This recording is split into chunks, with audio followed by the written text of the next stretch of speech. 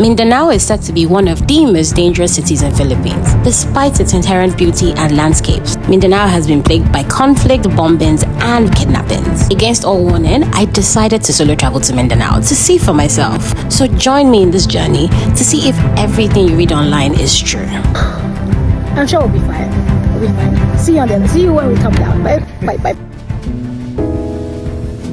Got an early flight from Manila to Cagayan, which is a 1-hour flight, and hired a taxi to take me to Impasuong Tourism Center, which is a 2.5-hour drive from the airport. There are buses that take you there, but as I had only 24 hours here, I had to make the best of my time. Got to Impasuong Tourism Center, and while waiting for my guide, I met some ladies who wanted a photo. It was quite cute, so I obliged. My guide arrived in his habal and off we went.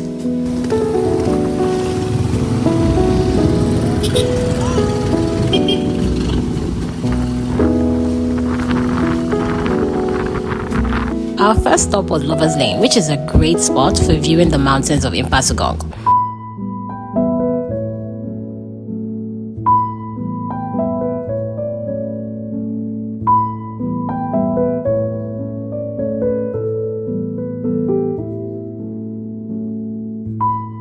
Food and refreshments are sold nearby, and it's a great place for a quick stopover. Next, it was time to explore the Communal ranch.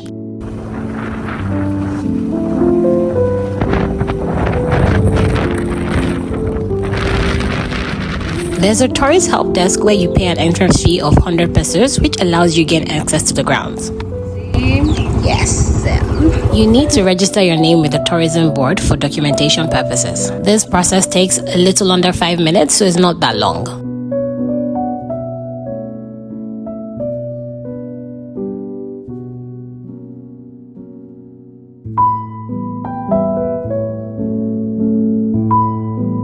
The drive to get to the ranch was so beautiful and surreal.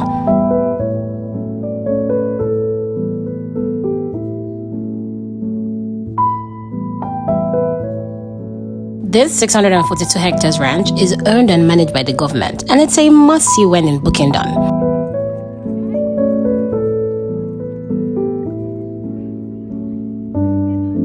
It is basically the New Zealand of Mindanao.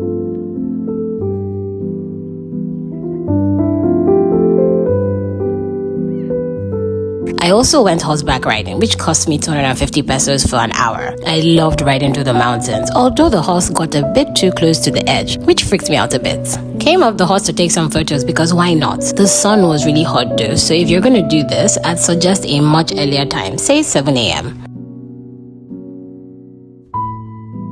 Spend some time exploring and just wandering around. The ranch grounds are very well maintained, and there's also a stunning lake right in the center. I know you're wondering how I got this chair, which ended up making a perfect photo prop. Well, it was just there, so I used it.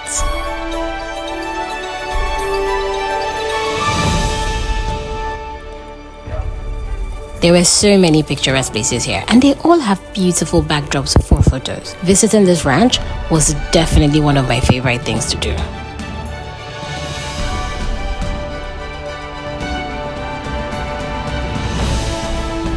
As we were driving to the next spot, we stopped to get some water, and an older lady gave me an umbrella as the sun was sunning. Filipinos are so nice, like really, really nice. Oh no. Well then. Anyways, the moral of this story is do not use an umbrella while on a haba. Next up was some adrenaline fun at Dahilayan Adventure Park. I paid for the Razorback ride and the drop zone as I felt this was the most adrenaline pumping activities here. A car takes you to the starting point of the Razorback as it's quite far away from the entry point.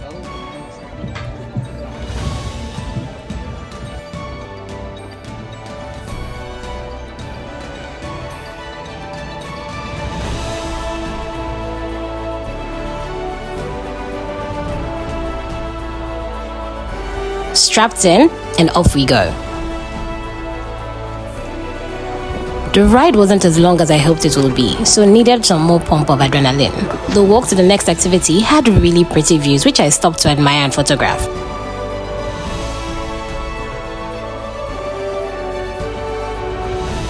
We're here now, so no backing down. Now this ride, you just have to see it for yourself. About to go on the drop zone, so yeah, looking forward to it. But yeah, stay tuned. It's about to happen. Say hi. Hello. I'm freaking out, but I'm sure we'll be fine. We'll be fine. See you on the other. See you when we come down. Bye. Bye. Bye. Bye. Bye. Oh my god. Wait.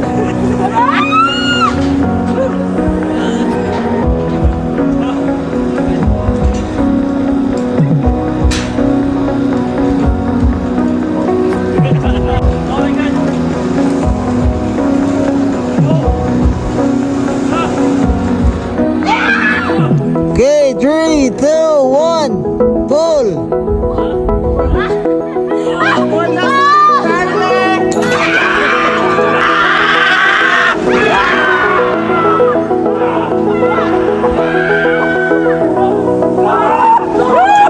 This is ridiculous. You would think that was enough adrenaline for the day, but no, I needed more, so off I went to Dahilayan Forest Park for some more adventure. They had this rainbow slide, which I had so much fun getting on.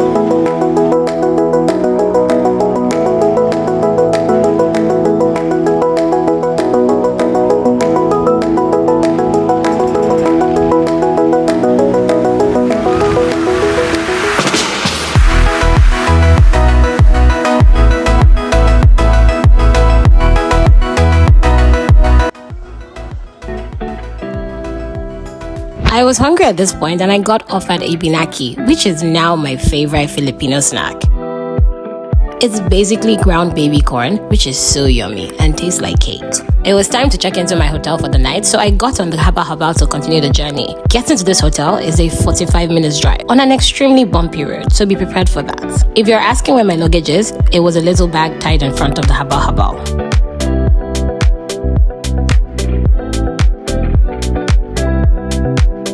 Quick song break to take my mind off the bumpy roads.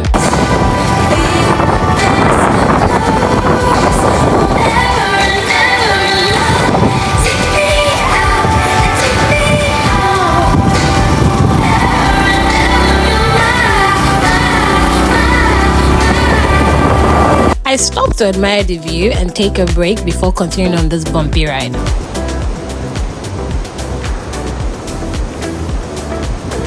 Finally here. This is Roty Pigs. I had initially decided on camping in this tent, but changed my mind when I saw this really cute huts. The cost of these huts per night is 2,500 pesos, which is approximately $35. There's also no electricity here, so make sure to come with your power bank, snacks, and water. Okay, quick tour of my hut.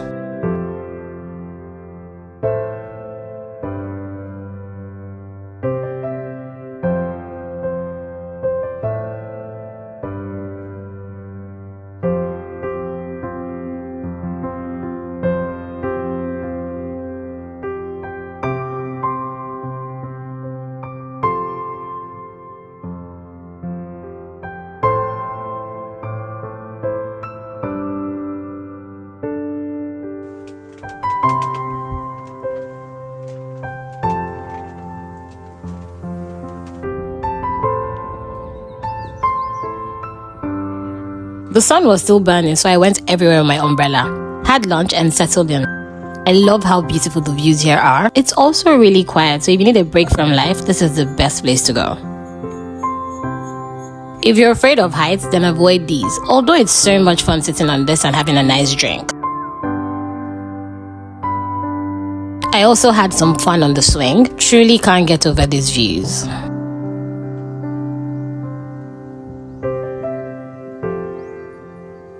Woke up to a sea of clouds and it was unreal.